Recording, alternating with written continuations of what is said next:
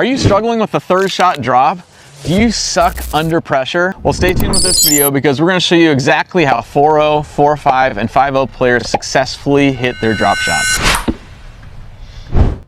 If you haven't subscribed yet, be sure to do so and click the bell icon to be notified every time we post a new video. In our private lessons, this is one of the 3 most important shots that we teach our students because it's imperative to be able to get to that 4-0 skill level. So without further ado, let's get started. In pickleball, you're going to use the drop shot when you're in a defensive position as a means to be able to get to the kitchen line so you can be in a neutral or an offensive position. This typically happens when you are the serving team. You'll serve the ball, your opponents will return the ball, and this is on your 3rd shot, or even sometimes your 5th shot, you'll hit the drop shot. But you and your partner are back, your opponents are up at the kitchen line, they have an offensive position, you're in a defensive position, and the way that you can get to that neutral position is hitting a soft shot, a drop shot that lands over into the kitchen that's unattackable for your opponents. You don't want to float it up so they can continue slamming the ball. You want to be able to get to the kitchen line, and this is an easy way and an effective way to be able to hit that drop shot that's unattackable so that you can advance to the non-volley zone. When it comes to learning any new shot, it's really important to talk about the grip. So this is your paddle right here. We got side 1, we got side 2, we got side 3. The V of your hand, we call this a continental grip. The V of your hand is going to go right on top of the handle. And we also call it the handshake grip. So it's almost like you're shaking hands with your paddle like that. The other thing to consider when we're talking about grip is grip pressure. So you don't want to strangle your paddle. Out of 10, you're going to grip it more like a 5 or a 6. It's a little bit loosey-goosey so that you have full control over this shot. It's a soft shot, and because it's a soft shot, you want to have a little more soft of a grip pressure. So 5 or a 6 on the grip pressure, that allows you to place it exactly where you want. If you're gripping it a 9 out of 10 when you're hitting this, you're going to notice that your drop shots are going high and your opponent's going to continue slamming them. So as you're learning this shot and getting your reps in, make sure that your grip pressure is more like a 5 or 6 out of 10. Next, let's talk about the mechanics of how to hit the drop shot. So first of all, as far as your body is concerned, you're going to want to be able to just have your opposite leg, not your dominant leg, but your opposite leg out front.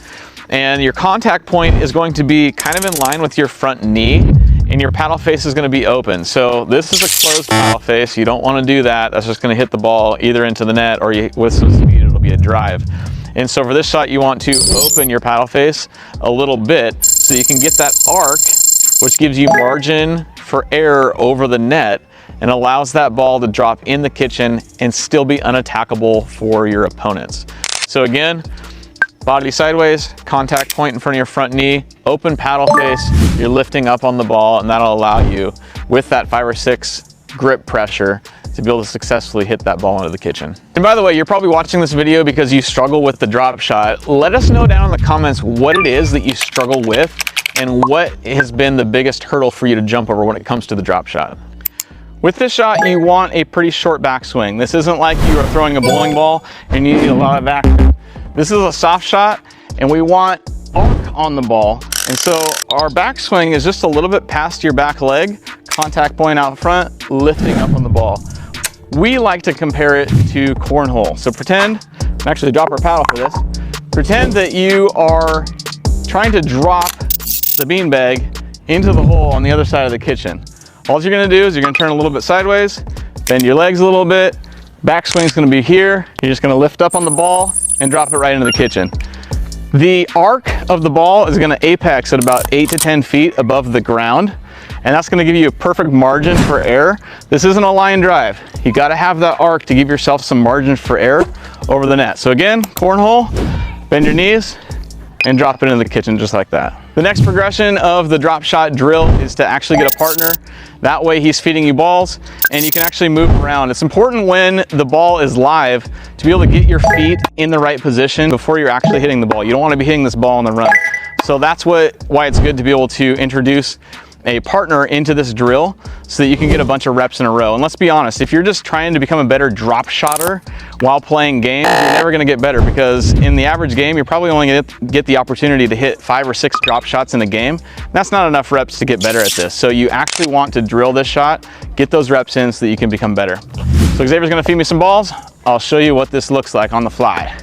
So I just get my feet in the right spot, give myself that margin for error over the net, lifting up the ball with an open paddle face, and that's kind of what it looks like.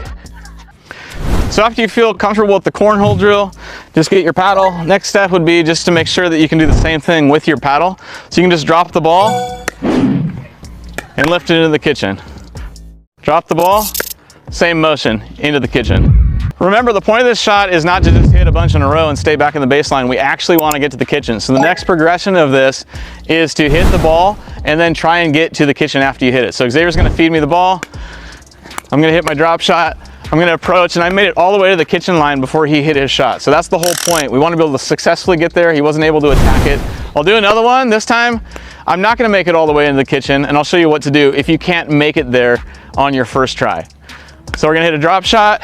Boom. Can't make it all the way by the time he makes contact with that ball.